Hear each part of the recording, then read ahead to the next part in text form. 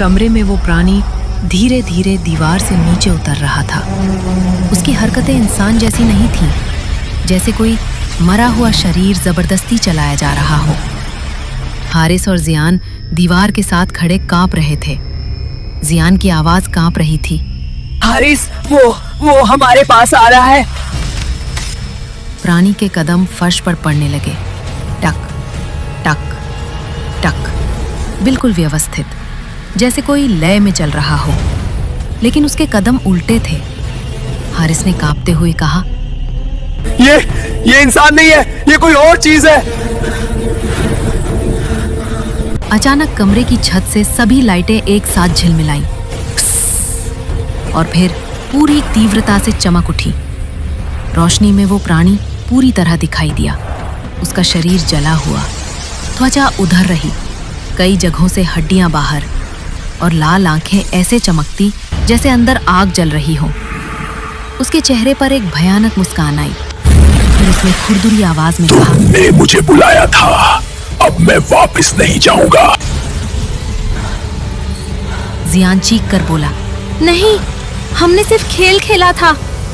प्राणी आगे बढ़ा। उसकी जीभ छत से फर्श तक लटक रही थी और फर्श पर घिसटती जा रही थी जैसे कोई काला सांप। फिर अचानक पूरी इमारत जोर से हिली, धम धम, जैसे नीचे कोई बहुत जोर से दरवाजा पीट रहा हो। हारिस ने जियान का हाथ पकड़ा। नीचे कोई और भी है, ये अकेला नहीं। हारिस, हमें यहाँ से निकलना होगा, वरना ये हमें जिंदा नहीं छोड़ेगा। प्राणी ने जोर की चीख मारी, ऐसी चीख जैसे कई आवाजें एक साथ निकली हों, न इंसान न जानवर, बल्कि किसी और ही दुनिया की। फिर उसने दोनों हाथों की उंगलियां अपने जबड़े में डाली और अपना मुंह फाड़ डाला, इतना कि उसका चेहरा सीने तक दो हिस्सों में खुल गया। अंदर अंधेरा, जैसे कोई शून्य हो। कमरे की टॉर्च अपने आप जल उठी और उसकी रोशनी सीधी मेज पर पड़ी। मेज पर वो पेंसिल जो टूट गई थी धीरे धीरे फिर जुड़ने लगी। यस नो वाला कागज खुद आग पकड़ने लगा और जलते कागज पर आखिरी बार एक शब्द दिखा, जियान भागो। दोनों दौड़ने लगे, लेकिन इस बार दरवाजा नहीं बल्कि पूरा कमरा घूमने लगा। फर्श उल्टा, दीवार सीधी, छत नीचे, सब कुछ उलट पुलट। और प्राणी दीवारों पर मकड़ी की तरह दौड़ रहा था, हर जगह मौजूद, हर कोण से करीब आता हुआ। चार्ली ने खेल खत्म नहीं किया था, बल्कि अभी खेल शुरू हुआ था। बेसमेंट का दरवाजा टूटते ही गहरा अंधेरा अंदर फैल गया। सिर्फ लाल आंखें, 3 जोड़े एक साथ जल उठी। जियान पीछे हटते हुए लड़खड़ाया, हारिस, क्या ये हमें छोड़ेंगे भी या नहीं? प्राणियां धीरे धीरे आगे बढ़ी। फर्श पर उनके नाखूनों की आवाज।